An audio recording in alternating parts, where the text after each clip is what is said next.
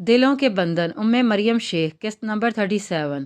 اگر آپ چاہتے ہیں کہ اس کے ساتھ ہی میں سیزن 2 شروع کروں تو مجھے بتائیے گا، ٹھیک ہے؟ میں چاہتی ہوں کہ اس کے درمیان میں ایک اور ناول سٹارٹ کروں، اس ناول کو اپلوڈ کرنے کے بعد اس کا سیزن 2 شروع کرتے ہیں، کیونکہ تھوڑا سا وقفہ آنا چاہیے تاکہ آپ کی دلچسپی جو ہے نا وہ زیادہ سے زیادہ ہو سکے۔ Thank you. میر سبکتگین، ان کا ڈر صحیح ہے، یہ ان لوگوں کی کوئی چال ہے۔ معظم شاہ کتنا ٹیڑھا انسان ہے، میں اس کی نس نس سے واقف ہوں، سب جانتا ہوں۔ وہ اتنی جلدی سدھرنے والا نہیں ہے، اپنی شکست کا بدلہ وہ ضرور لے گا۔ اس بار اپنی شکست کا بدلہ لینے کے لیے وہ پینترا کھیل رہا ہے، ہماری کمزوری ہاتھ کرنا چاہتا ہے، مگر میں اسے اس کوشش میں کامیاب نہیں ہونے دوں گا۔ میر سجاول مشتعل ہو کر بلند آواز میں بولا تھا، وہ بھی ناشتے کے لیے زرتاج کا ہاتھ تھامے ڈائننگ روم میں پہنچا تھا۔ اس نے دروازے پر رک کر ان کی باتیں سن لی تھی۔ میر غضنفر، میر جعفر اور میر سبکتگین تینوں ایک ساتھ اس کی طرف متوجہ ہوئے تھے۔ ایسا کچھ بھی نہیں ہے، یہ محض تمہارا وہم ہے، ورنہ ہمیں صفدر شاہ کے خلوص میں ذرا سے بھی کھوٹ کا شائبہ محسوس ہوتا تو میں خود اس رشتے کی کوئی اہمیت نہیں دیتا، مگر وہ اب وہی 20 سال پرانے مخلص کھرے صفدر شاہ ہیں۔ میر غضنفر نے تحمل سے جواب دیا، دشمن کوئی بھی روپ دھار لے وہ دشمن ہی رہتا ہے، اسے پہچاننے والی نظر کی ضرورت ہوتی ہے۔ آپ لوگوں کی آنکھوں پر دوستانے کی پٹی بند گئی ہے۔ میر سجاول ترکی بہ ترکی بولا۔ اس نے چیئر گھسیٹ کر زرتاج کو بٹھایا، خود اس کے ساتھ والی چیئر پر بیٹھ گیا۔ میر سجاول، تم بس اپنا ہی دماغ نہ چلایا کرو، کبھی دوسروں کی بات بھی سننے سمجھنے کی کوشش کیا کرو۔ ابھی ہمارے بڑے موجود ہیں اور انہوں نے ہم سے زیادہ دنیا دیکھی ہے، لوگوں کے رویے اور ان کو پرکھنے کی سمجھ بوجھ ان میں ہم سے زیادہ ہے۔ بالآخر میر سبکتگین بول پڑا تھا، پلیز تم تو بات ہی مت کرو، ان لوگوں کی گھر تک لانے والے تم ہی ہو، ورنہ یہ قصہ ہمیشہ کے لیے ختم ہو چکا تھا۔ تم سے ان سے راہ و رسم بڑھائے، مگر تو آج ان کی اتنی جرت ہو گئی کہ وہ منہ اٹھا کے ہمارے گھر رشتہ مانگنے چلے آئے۔ میر سجاول بل کھا رہا تھا، کیا آپ لوگ یہ بھی بھول چکے ہیں کہ صفدر شاہ نے سندس پپھو کی دوسری بیٹی کو اغوا کر لیا تھا؟ اس کے ساتھ کیا کیا کیا نہیں کیا، آج وہ کہاں ہے، کس حال میں ہے، کوئی نہیں جانتا۔ بس آپ لوگوں کو دوستیاں نبھانے کی پڑی ہے۔ میر سجاول نے یہ ذکر نکال کر سب کے منہ بند کر دیے تھے۔ کس کے رشتے کی بات چل رہی ہے، ہمیں بھی تو پتہ چلے۔ فائزہ بیگم بھی وہاں پہنچ چکی تھیں۔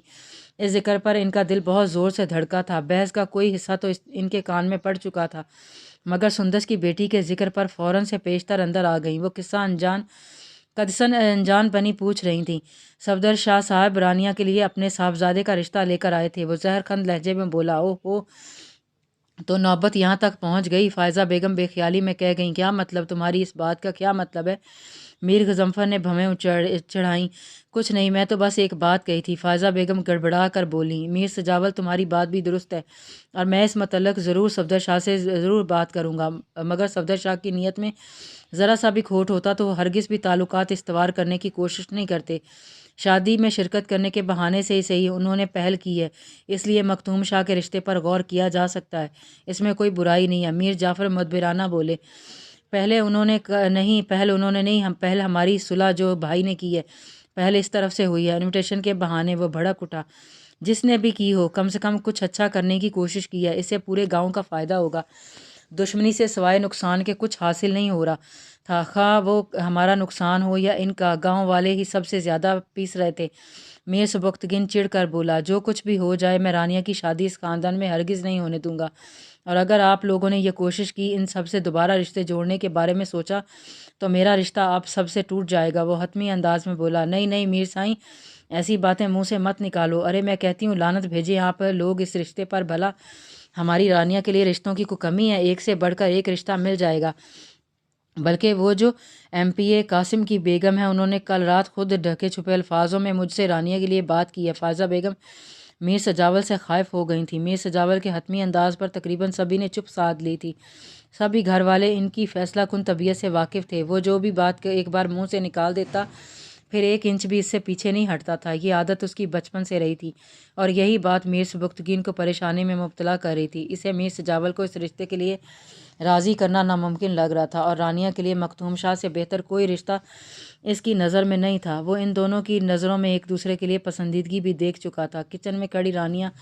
بوجھل قدموں سے کچن سے نکل گئی، سیڑھیاں چڑھتے اس کی آنکھوں میں بے حد جلن تھی، وہ امڑتے آنسوؤں کو پلکیں جھپکا جھپکا کر اندر اتارنے کی کوشش کر رہی تھی۔ ناشتے کے بعد زرتاج کراچی جانے کے لیے پیکنگ کر رہی تھی، وہ وارڈروب کھولے کھڑی تھی، تب میر سجاول نے چپکے سے آ کر بیگ سے اس کی کمر کے گرد بازو حائل کیے۔ زرتاج اچھل پڑی، दिलबर साईं पैकिंग हो गई है, मैं आपकी मदद कराऊं? मीर ने इसके शोल्डर पर थोड़ी टका कर सरगोशी की थी। मैं कर लूँगी, प्लीज़ आप मुझे छोड़ें। जरताज ने इसके हिसार को तोड़ने की कोशिश की थी। क्यों छोड़ दूँ? तुम्हें हुक्मरानी सौंपी है, इसका ये मतलब नहीं है कि तुम मेरे पर्सनल मामलात में भी अपना हुक्म चलाओगी। यहाँ सिर्फ मेरी मर्जी चलेगी। वो इसे अपने हिसार में लिए बेड तक ले आया। रानिया बीबी ने कहा है 2 घंटे में हमें कराची के लिए निकलना है, प्लीज़ मुझे पैकिंग करने दे। वो मीर सजावल की बढ़ती हुई जसारतों पर घबरा कर बोली, क्या कहा तुमने रानिया बीबी? तुम इसके बाप की नौकर हो जो इसे बीबी कह रही हो? जरी तुम्हारा दिमाग ख़राब हो गया क्या? बीबी कहने पर मीर सजावल का दिमाग घूम गया। इसने एक झटके से जरताज को अलग किया। तुम बीवी हो मेरी, मैं तुम्हें रानी बनाकर लाया हूँ और तुम हो के नौकरानी बनने पर तुली हुई। खबरदार जब तुमने किसी को भी बीवी कहकर पुकारा टांगे तोड़ दूंगा। वो डपट कर बोला, दिलबर साईं अगर तुम्हें ही अपनी हैसियत का अंदाज़ा नहीं होगा तो कोई और क्यों कर तुम्हारे वजूद की अहमियत को तस्लीम करेगा। मैं हर वक्त तुम्हारे साथ घर में नहीं रहूँगा। मेरे पीछे कोई भी तुम्हें रिस्पेक्ट करेगा, मगर मुझे कैसे पता चलेगा? इसके लिए तुम्हें ख़ुद को स्ट्रॉन्ग करना होगा ताकि कोई भी तुम्हें कमतर समझकर तुम्हारी तौहीन ना करे। वो कोई मुलाजिमा हो या मेरी माँ ही क्यों ना हो, तुम्हें सबको अपनी पोजीशन का एहसास खुद दिलाना होगा, जो अब इस हवेली के बाकी अफराद से कम नहीं है बल्कि इनके बिल्कुल बराबर है।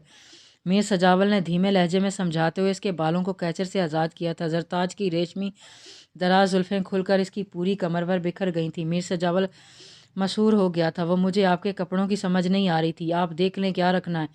जरताज अपना आंचल संभालती बेड से उठ गई थी। वो भी देख लूँगा, पहले तुम्हें तो देख लूँ। इधर आओ, करीब से देखूँ। तुम्हें बताना था ना मेरी दूर की नज़र कमज़ोर है। वो दोबारा जरताज का हाथ पकड़कर इसे खुद पर गिराते हुए गंभीर आवाज़ में बोला, हेलो अम्मा, कैसी हैं? एयरपीस में मखदूम शाह की आवाज़ गूंजी। मैं ठीक हूँ, तुम कैसे हो? शाह कैसा है? रुखसाना बेगम बेताबी से बोली। मैं ठीक हूँ, मौज़म शाह भी ठीक है, यहीं मेरे पास ही है।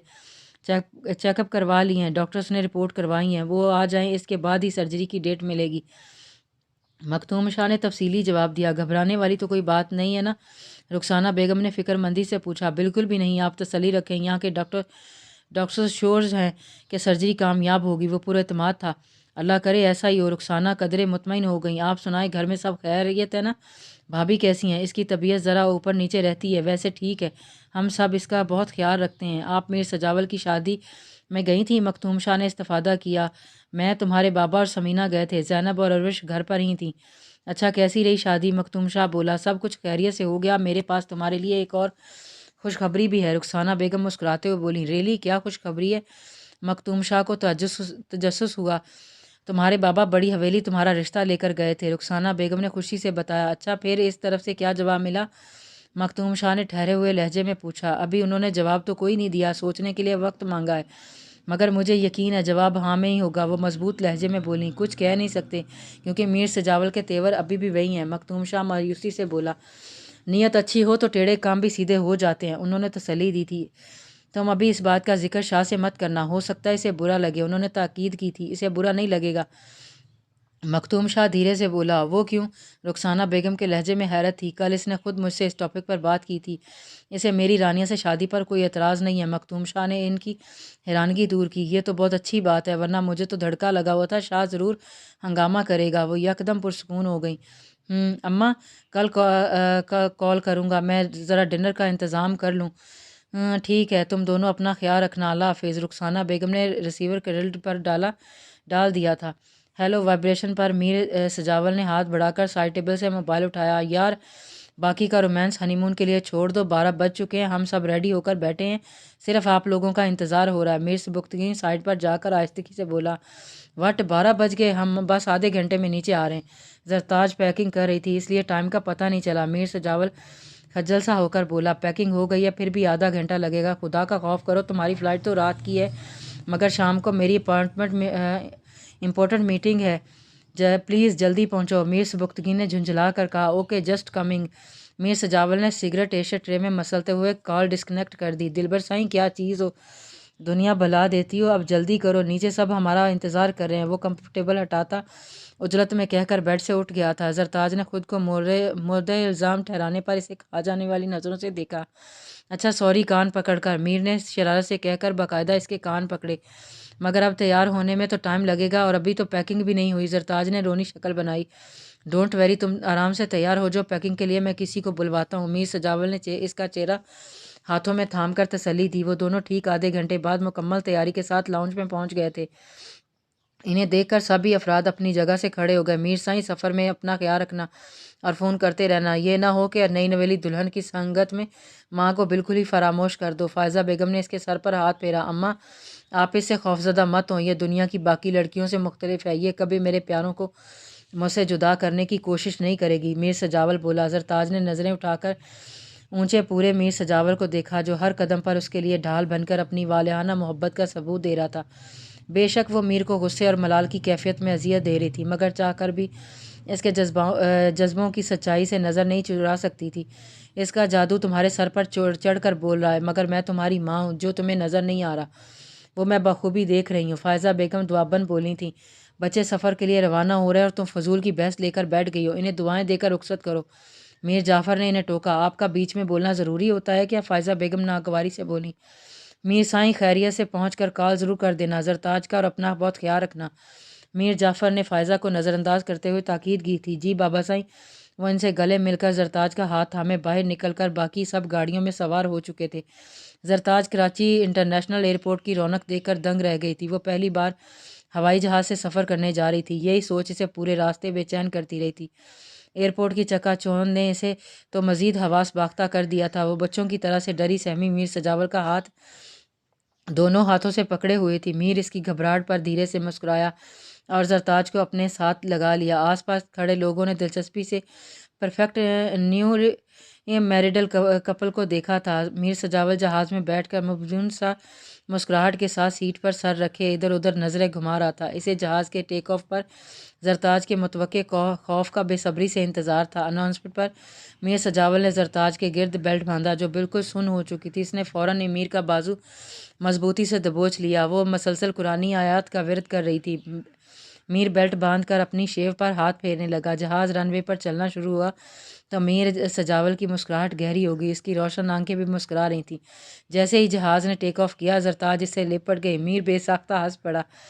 دلبر سائیں تھوڑا سا ادھر دیکھو۔ میر نے اس کا سر ونڈو کی جانب گھمایا۔ نہیں پلیز میر سائیں، مجھے بہت ڈر لگ رہا ہے۔ زرتاج نے آنکھیں میچ لیں۔